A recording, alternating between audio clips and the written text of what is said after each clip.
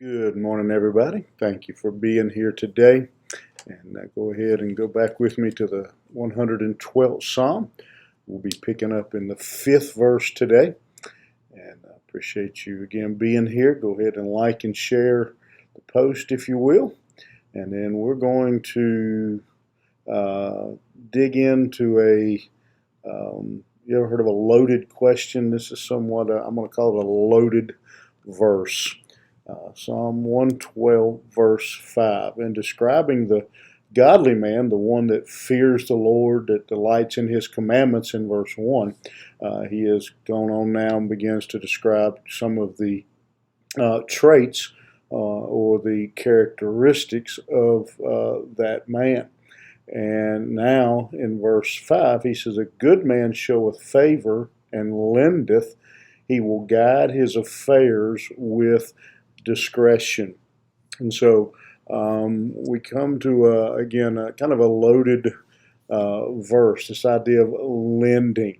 And there is a lot of ways that people have looked at this verse and thought about exactly what it means about being a lender and lending money. But one of the things that, again, let's take in the complete context here, it doesn't mean that a good man shows favor and lends, that he just goes about indiscriminately passing out money. Again, we're talking about a godly man, a righteous man, a man that is being led by God, that is following the commandments of God. And so, again, it's not saying that if you're a good man, if you're a godly man, you're just going to go around town handing out money. Still, a godly man, a good man, is going to be wise. He's going to use the direction of God, the leadership of God, and handle his business wisely. That doesn't mean that he doesn't lend money. It doesn't mean that on occasion he doesn't give money. And there's obviously a difference. You lend money expecting to be repaid, but on occasion you give money to a person with no thought of ever receiving that money in return.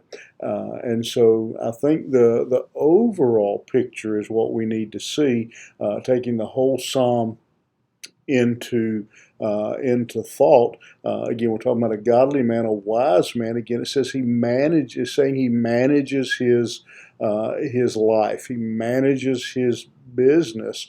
I think that last phrase answers that question about this idea of lending. He guides his affairs with discretion. He doesn't just go out and just randomly pass out money. He handles his business with discretion. He is we're told in Scripture to be a good steward. And so a godly man, one of the characteristics is, again, that he is managing his life. If a person just goes around indiscriminately passing out money, well, eventually he ends up broke himself and is no longer able to help others. But a man who uses discretion in his affairs manages what God has given him and handles it again wisely. And I think we can even take that statement and that discretion in his affairs again is that one of the new translations translates it as conducts his business fairly. I think it's referring not just to how we loan or don't loan money, but just how we govern our life, how we interact and deal with others. And that's an extremely important thing for believers to keep in mind is what our testimony, how our business dealings, how we deal with others is affecting our witness and our testimony. How we treat people, how we do business, certainly, and I don't want to go down that road of naming names or anything, but I think probably a lot of us could think of some businessmen whose business dealings tarnished their testimony, and so we have to be very cautious of how we do that. He goes on and says, surely he shall not be moved forever. The righteous shall be in everlasting remembrance. He shall not be afraid of evil tidings. His heart is fixed, trusting in the Lord.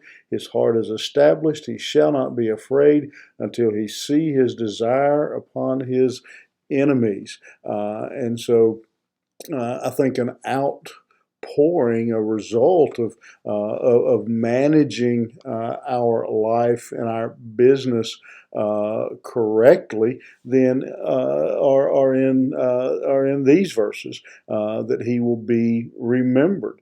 He'll not be moved. He'll be solid. He'll be steadfast, and he will be remembered.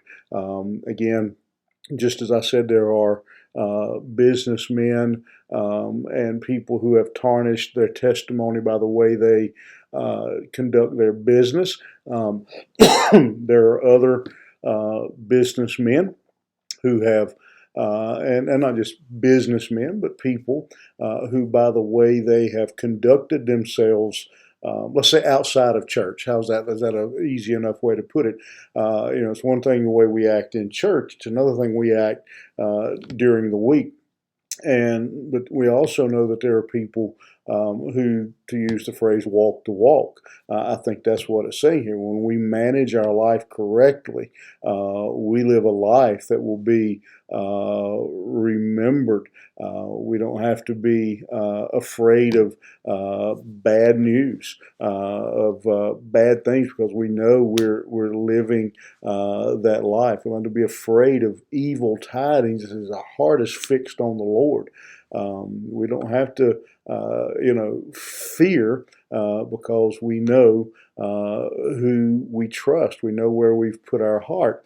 Again, his heart is established. He trusts us. He's trusting in the Lord there at the end of verse 7. And his mind, his heart, his life is secure. He is focused on the things of God, on living for God. And so again, he doesn't have to be afraid. Again, and it all comes, he goes all the way back to fearing the Lord, leads him to conduct his business with discretion, wisely, and therefore because of that, he has a clean conscience. He can lay his head down at night and not have to fear, not have guilt. His life will be remembered, and he hath dispersed, he hath given to the poor. His righteousness endureth forever. His horn shall be exalted with honor.